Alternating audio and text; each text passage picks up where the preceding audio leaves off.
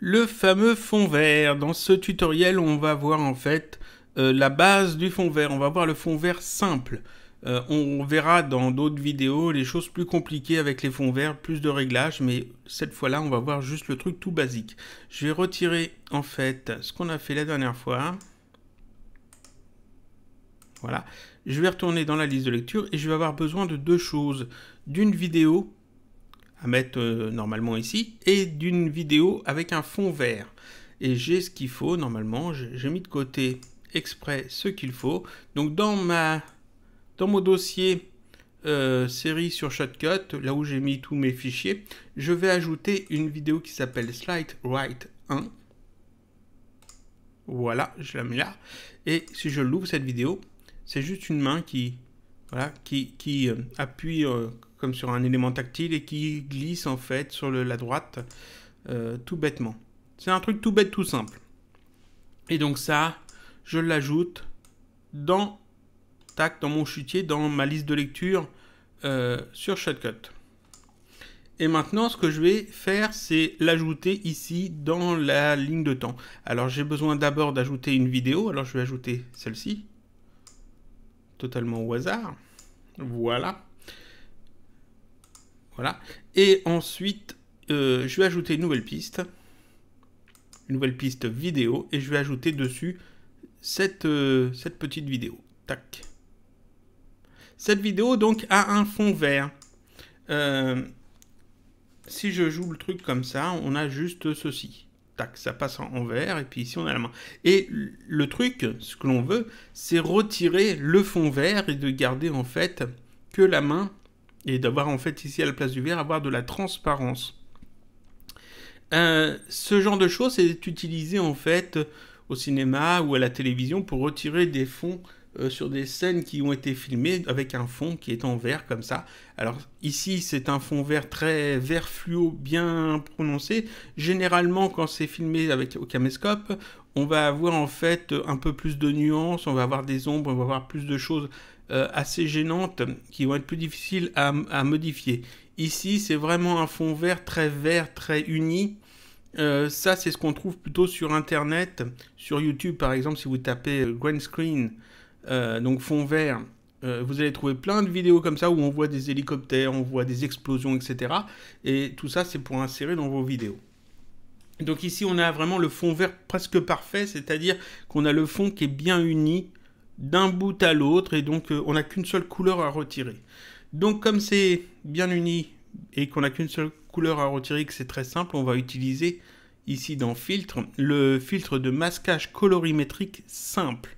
Parce qu'il y en a deux, il y a le simple et le avancé. Le avancé, on le verra dans une autre vidéo. Donc ce que je veux ici, c'est retirer le vert et garder que la main qui clique en fait, et puis qui slide ensuite vers la droite. Donc je sélectionne en fait le clip. Je pourrais sélectionner aussi la piste, mais ici c'est que le clip parce qu'il n'y a que lui qui est un fond vert, Voilà, donc je le sélectionne, il a le petit liseré rouge. Je vais dans les filtres, je clique sur le petit plus. Et ici, dans les filtres vidéo, je vais chercher masquage colorimétrique simple. Donc, c'est dans les M. Voilà, masquage colorimétrique simple. On a avancé aussi, qu'on verra dans une autre vidéo. Donc, simple, je sélectionne ce filtre-là.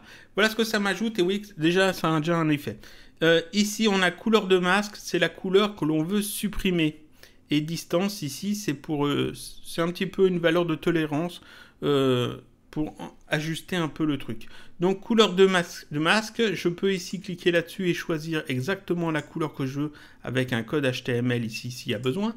Ou alors je peux cliquer ici sur cette petite pipette, tac, et ensuite aller cliquer sur le masque. Donc je clique ici, tac, et ça me sélectionne la couleur que j'ai cliqué et ça me la met ici. Et donc ici vous voyez que ça me retire le fond vert et ça me met du transparent à la place.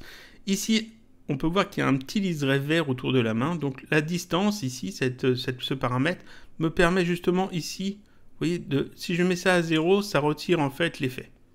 Si je mets à 3, vous voyez qu'on a quand même une petite bordure. C'est là où il y a l'anti-aliasing qui a été fait. Donc en fait, les pixels ne sont pas exactement les mêmes. Donc j'augmente ça de manière à avoir plus du tout ce petit liseré vert. ou du moins à le réduire suffisamment. Ici, je l'ai trop réduit, vous voyez que la main elle devient un petit peu transparente. Donc je vais réduire un peu moins. Voilà, juste comme ça. Peut-être un tout petit peu plus. On peut jouer avec le truc de manière à trouver le bon réglage. Et c'est tout. Et là, en fait, c'est l'utilisation de base du fond vert. Alors ici, la main est un petit peu orange. Elle fait pas très réaliste. Enfin, elle est réaliste, hein, mais elle est éclairée de manière à avoir en fait une couleur assez soutenue et à dénote un peu trop avec le fond.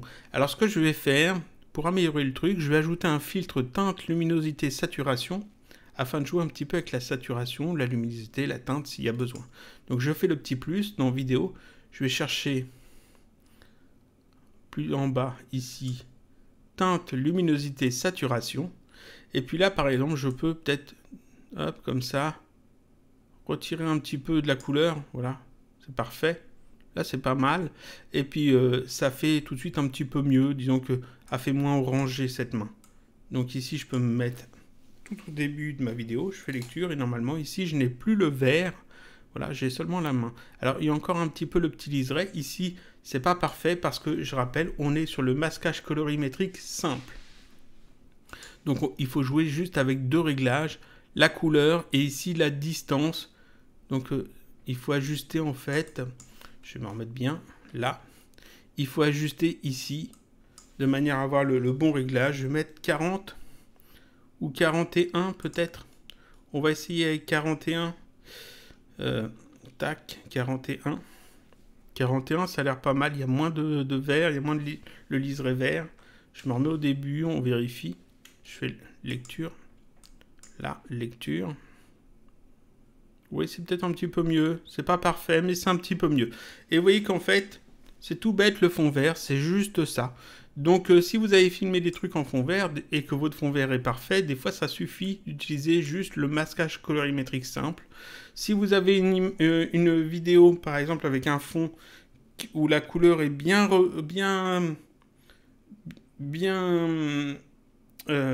unie en fait, bien facile à repérer, c'est le cas par exemple des sprites de jeux vidéo.